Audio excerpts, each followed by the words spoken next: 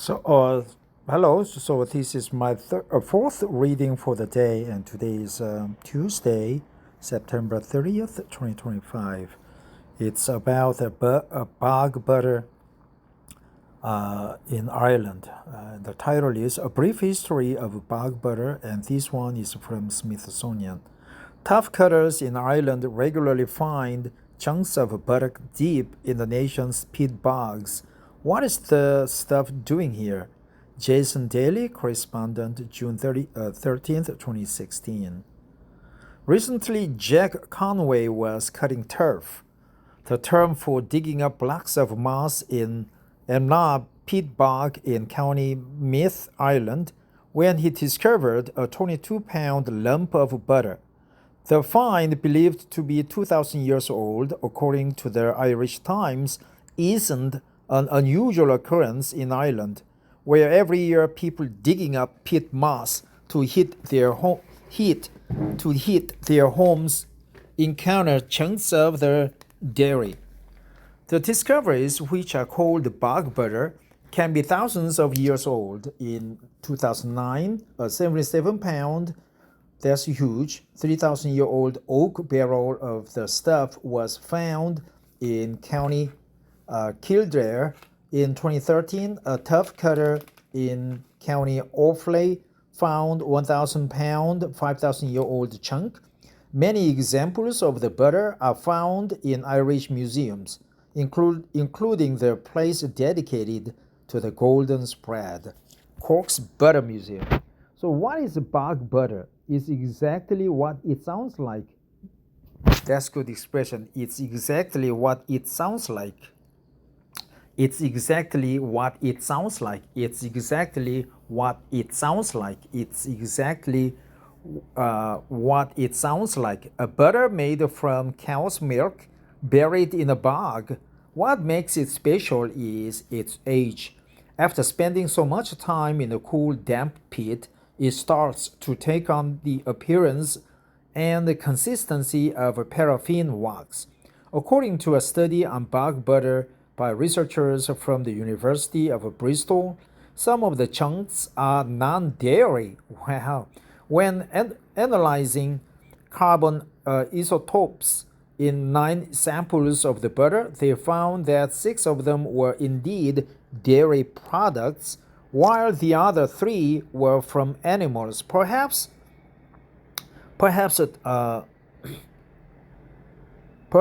tallow, rendered fat stored for later use. Tallow is rendered fat, right? Tallow, perhaps tallow. Tallow, right? I encountered the word several times, but rare, right? Very rare. Tallow, rendered fat. Rendered fat.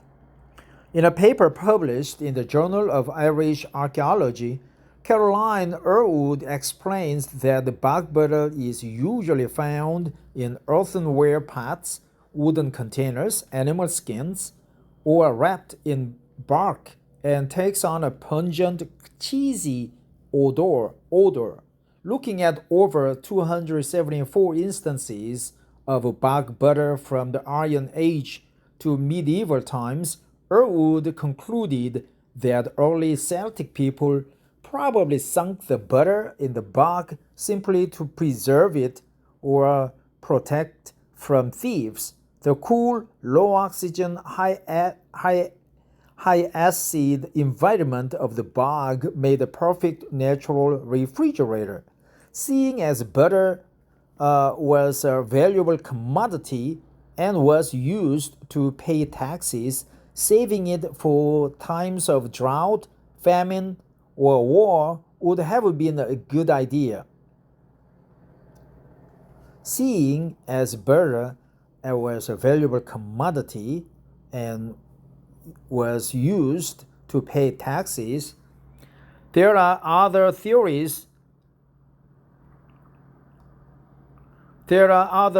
about the butter as well. It could also have been buried in the bog as an offering to the gods or spirits. The Irish Times notes, interesting. The Bristol researchers wonder whether burying the butter in the peat was a type of food processing that changed the chemical composition of the butter to make it tastier.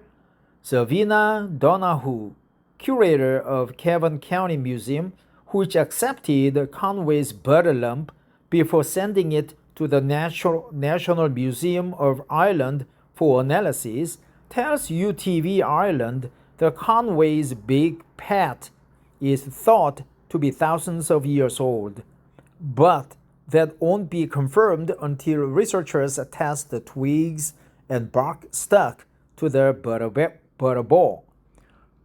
Donahue, who handled the stuff, said it smelled familiar. It did smell like butter. After I had held it in my hands really did smell of butter. There was even a smell of butter in the room it was in, Donahue says. Though Irish celebrity chef Kevin Thornton took a bite of bog butter in 2014, and the helping assistant keeper at the National Museum's Irish Antiquities Division advises the Irish Times that it's probably not wise to sample the Iron Age delicacy. Yeah, I would taste it. For those curious, Ben Reed, head of culinary research and development at Nordic Food Lab, created his own ancient butter recipe back in 2012. Reed's guinea pigs had mixed things to say about the taste. Guinea pigs, yeah, the audience, the tasters, the organoleptic sensory qualities of this product were too many surprising, causing